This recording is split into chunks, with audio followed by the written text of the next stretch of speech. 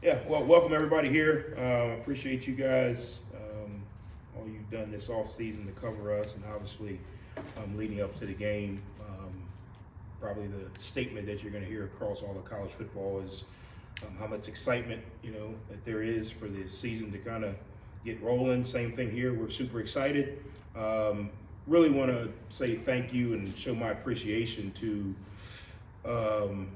Southern Miss administration, Southern Miss board, Dr. Paul, Jeremy, his staff, so many people that over the last 8 months have allowed us, 8+ months, have allowed us to get to this point. A lot of hours behind the scenes, a lot of pushing, pulling, tugging, working together, trying to get Southern Miss back to the top.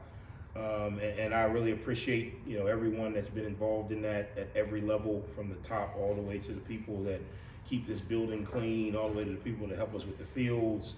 The last 8+ months has been phenomenal, and kind of rolling into the season, the excitement is high. Appreciate all of the behind the scenes people that's going to make this weekend work.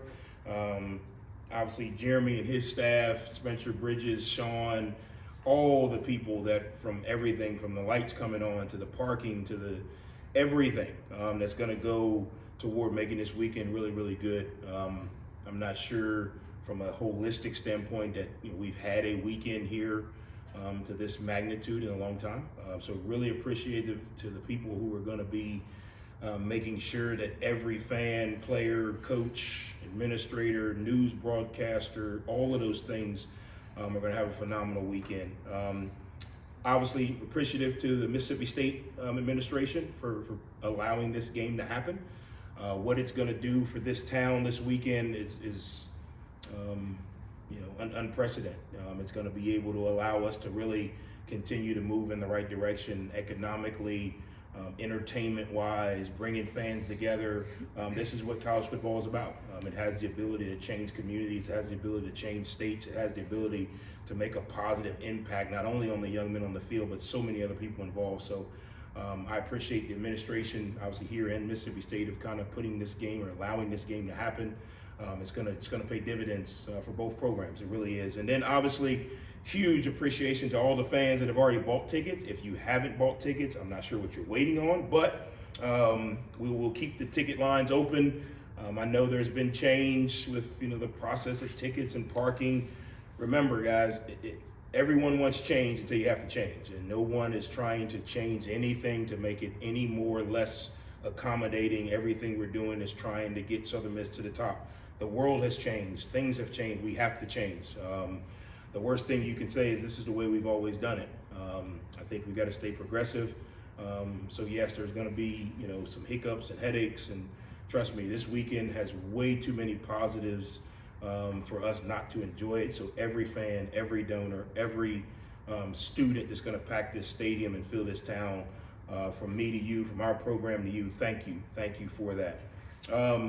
Obviously to the game, huge challenge coming up. Mississippi State, really good football team.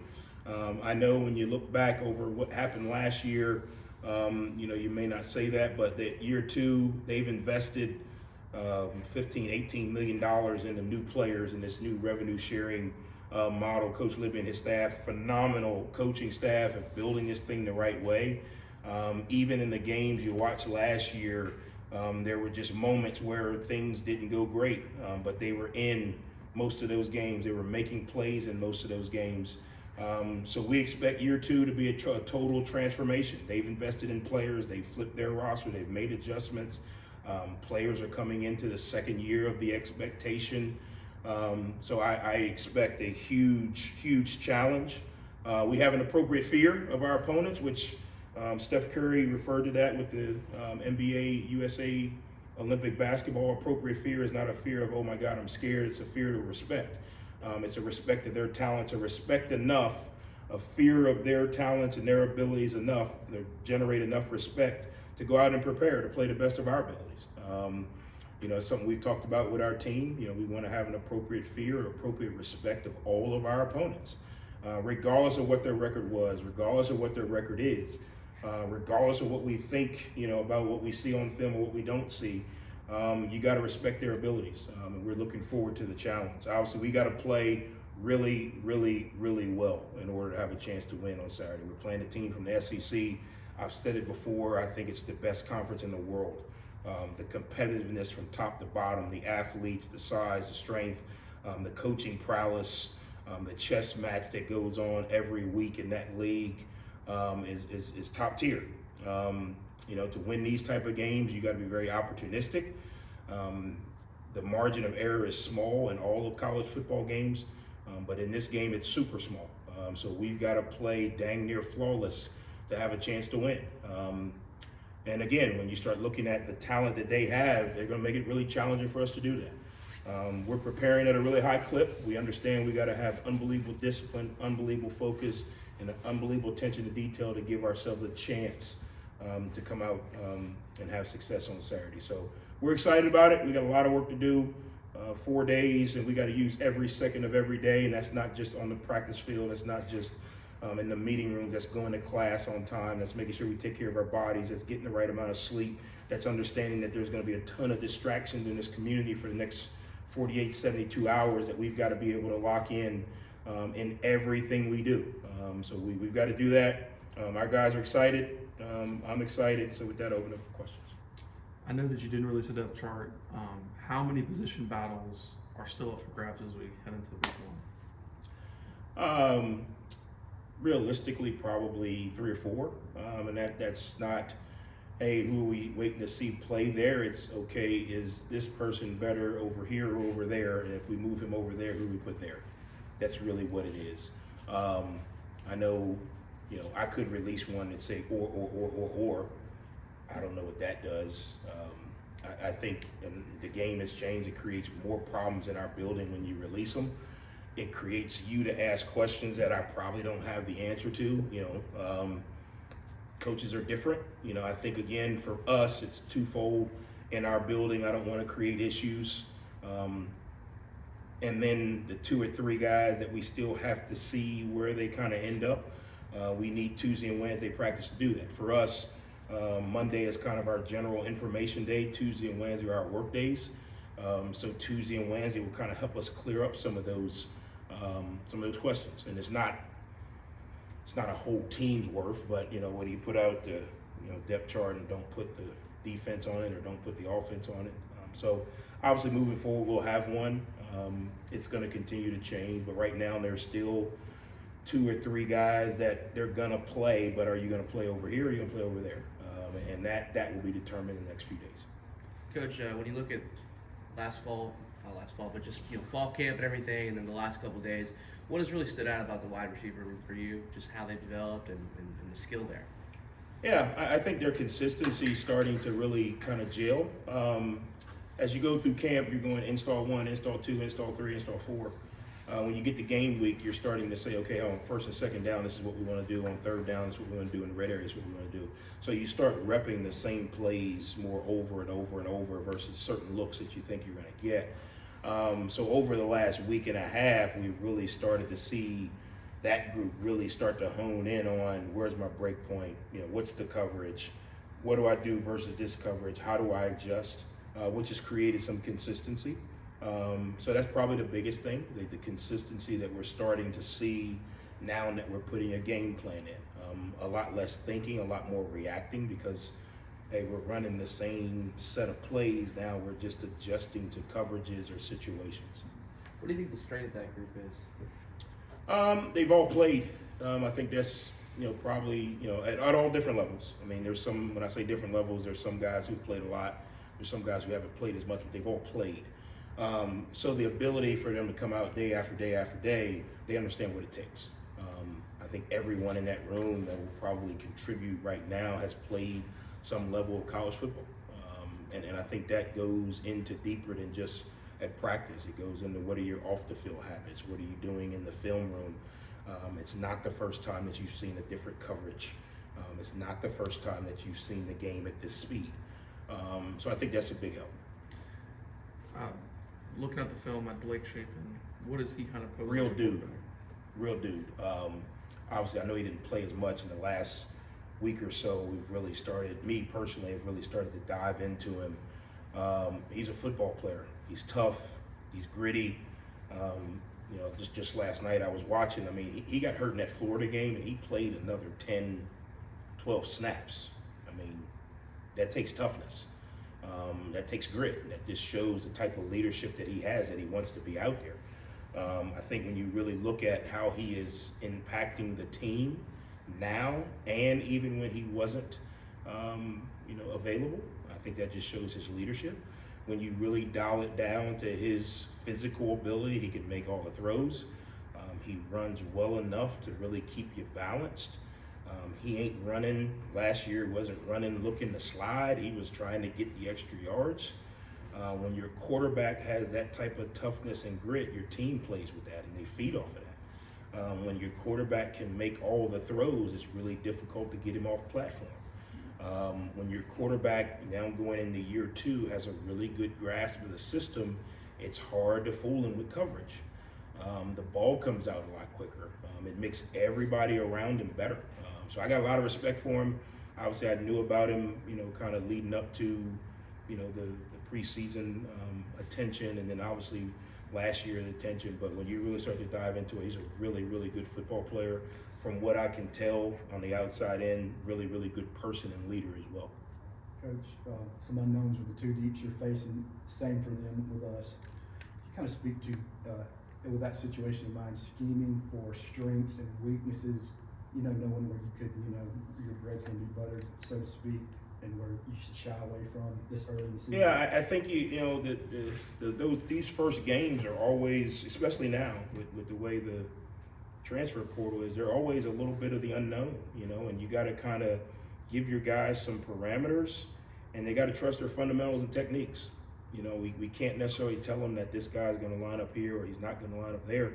You got to play your rules, and that makes your summer development, your fall camp development more impactful. It's not just, hey, we're going to draw up this play in the dirt because we know they're going to be here and it's going to work.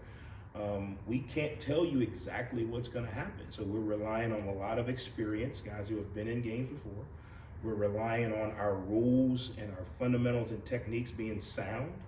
And then as coaches, we got to make sure we're giving the guys or putting the guys in the best position with their rules and fundamentals. You got to kind of balance it. You can't, live in the if, then world. You got to give them something quick, give them some fundamentals, some techniques, and let them go play fast. And then I think there will be a lot of adjusting as the game goes on. I do know this: I don't need a depth chart. I don't need to know who they are. You spend $15 million, $18 million, they got good players. So we better be prepared to face really, really good players. I think it helps our guys focus more on us and what we need to do to be successful. We got to have really good footwork. We got to have really good communication. Because if we don't, we will get exposed. And I think the more we understand that it's about controlling what we can control. Sometimes you watch film and you're like, oh, I can run by this guy, or this guy's fast or slow. And you naturally kind of start to prepare for that clip or that necessarily what you see. Right now, we have to prepare for the best and put ourselves in the best position to combat that. To one known commodity, Isaac Smith, dropping down into the nickel where he can, obviously really be an impactful player for them. Can it speak to his talent level? Yeah, I think when, you play that structure of defense, I think that nickel player is usually the most complete player on the team because he's got to do a little bit of everything. He's got to be a lineman as far as fitting in the box, linebacker. He's got to be able to cover. He's got to be able to set edges. So whenever you have a player in that position like Smith, I think he's shown that he's got versatility. He can cover, he can fit, he can blitz, which again creates another layer because it's not just, hey, how do we, manipulate him with runs or passes? It's also understanding that him blitzing or him folding into the box in certain scenarios is going to cause, some havoc. And then, when you get put in that position, that means you have the ability to do it all. And I think he's shown that. Even when you go back and you watch him at other positions, he was still showing the skill sets of, he was fitting down in the box even when he was playing in the sky. He was covering deep routes even when he was playing, at the safety position. And now he's going to be a little closer to the ball. I think it allows his instinct to play a little bit. He's going to cause some problems on Saturday. We've got to do a really good job of identifying him. We got to know where he's at. And then we've got to do a really good job of whoever is responsible for them. If it's the O-line in the box, we got to account for him. If it's the receivers in the pass game, we got to know where he's at. I think that just kind of, when you start stacking good players on good players, you got a chance to be really good. And I think they've made some adjustments. When I say adjustments, I mean additions to some positions where they felt they needed. We all do. But when you put those pieces around really good players like Smith, I think you're poised for a good year. Consistency, discipline, that's been echoed, with your tenure here. How do you feel like maybe the team has shown, that they can be composed? We're going to find out at 11:03. We're going to find out how composed we can be when they kick that ball off. No, I mean, obviously you can talk about it. You can try to manufacture it in practice. You can talk about it and try to manufacture it in practice and talk about it, but you really don't know. I've been on the good side of these, games where, hey, for whatever reason, we've played really, really well and been able to really create some historical moments. I'm in a little bit of a new territory. I've never had to open with one of these games. So I've always, when I say one of these games where you're playing a superior opponent, I've always been in a situation where you've played a game and then you've been able to kind of regroup and you can teach and discuss adversity and how you handle it. You can teach and discuss discipline. You can teach and discuss composure with tangible clips. You don't get that this time. So we've got to really hound in on it, from a coaching standpoint. Our players got to embrace it. And then in the moment, we've got to do a really good job of responding the right way. We may open the game with a 99-yard kicker return. We still got 59 minutes left to play. They may open the game with a 99-yard kick return. We still got 59 minutes left to play. So regardless of what happens, we've got to be able to focus on the next play and playing that play with more focus and intensity than the last play. If we can do that over the course of the game, not make mistakes, be very opportunistic, I think we'll have a chance. Is that going to be easy? No way. If you can tell me how composed my team will be, I will pay you a lot of money if you're right. But that's what we got to do. We've got to work at it. We've got to be prepared. Coaches have a big part of it. Players, leaders have a big part of it. But until you are in the moment, you don't know. And that's part of why college football is so great. We don't get a preseason, we don't get an exhibition, we don't get a, hey, come on over, let's scrimmage for 12 plays and you go back. We don't get joint practices. So you find out in the moment. I think our guys have done a really good job. I think our guys understand that. But until we're in the moment and have to respond, we won't know. You brought that up. You've been on, part of these, bigger games with, like against bigger schools. In those games where you come out on top, what have kind of been the common things that you've kind of noticed that maybe gone right for you that maybe helped? Good players. That's the first one. We've played extremely disciplined. We didn't make a lot of mistakes. We didn't. I talk to the team about it all the time. We made our layups, so the easy things we made easy. We didn't have a penalty for having two guys lined up on the ball at the same time. We didn't jump off sides. We didn't have 10 run out on the punt team and have to call the 11th guy, and now you're rushing. We didn't have guys, busting coverages because we communicated. Once you make your layups, you give yourself a chance. Then you have to be very opportunistic. If they throw us the ball, we have to catch it. If they put it on the ground, we have to recover it. When we get a chance to make an open field tackle, we can't miss it. In these type of games, when opportunities come, we don't know how many will come, you have to win those moments. You don't, you give them another opportunity. I tell our DBs all the time, a PBU means nothing but 2nd and 10. You've given Blake another opportunity to get it right. If we can get our hands on the ball, we have to catch it. That's the only way in these type of games that you survive. And then we have to be able to stay composed throughout the game. Every game that I've been a part of that we've played really well in, we never led the whole game. We never just, from the start to the finish had to lead. We've had to battle back. We had to respond. So those are the things that have to happen. It's difficult. Like I say, we've been on both sides. We've played NC State in 22, and we battled, and we weren't as opportunistic down the stretch as we needed to be. We played Notre Dame, and back a few years ago, and I mean, every time they threw a ball near one of our DBs, we called it. Turn around the very next week against Bowling Green and drop 4. So I mean, it's not a science. It's a little bit of making sure our guys are in the right mindset, making sure our guys are ready for the moment when it comes, with really, really diligent practice habits, really, really diligent meetings, really, really diligent in the moment fundamentals. I have to be looking at the right stuff. If I'm supposed to be looking at a certain thing, I got to look at it. If I'm supposed to block a certain guy, I got to block him. And if you do that over the course of 60 minutes, sometimes the ball bounces your way. Last week talking to Matt Jones, I noticed he constantly has a smile on his face and energy about him. A guy like that on the offense that you're bringing out, how can you really try to elevate that group, especially with the big time opener against an in-state rival? Yeah, I think there's a lot of guys on our team that this game means a lot to. Not only for the opportunity to go out and play really well, create a lot of value for themselves. It's an in-state rival, so a lot of these guys played high school with some of these guys. They're probably TikTok friends and Instagram friends. It means a lot. A lot of these guys from this state have grown up in this rivalry, although not a consistent, year in and year out. But this rivalry has been something where two programs have been very competitive for a long time. I'm talking, 10, 15 years back when these kids were in like elementary school.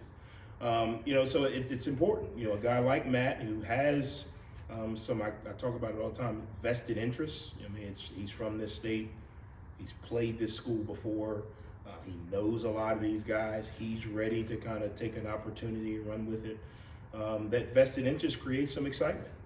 But at the end of the day, it don't matter if you're from Mississippi or California. We've got to execute relentlessly to have a chance. And I think our guys understand that. I think our guys, value what we have on this team right now, which is really good camaraderie, really good a bond, and we got to go out and play together. And like I've told them, we didn't sign up for a one-game season. We signed up for a journey, and that's first quarter, second quarter, third quarter, fourth quarter, Sunday of next week, all the way through. And if we win enough moments throughout the year, I think we'll like the result. Coach, appreciate the